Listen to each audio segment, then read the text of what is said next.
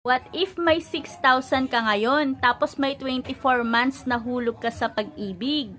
E di makakapagpa-reserve ka na sa The Rich Mexico, Pampanga. Kaso nga pala, meron ka ng bahay at lupa. Paano kung sabihin ko sa'yo gawin natin siyang real estate investment?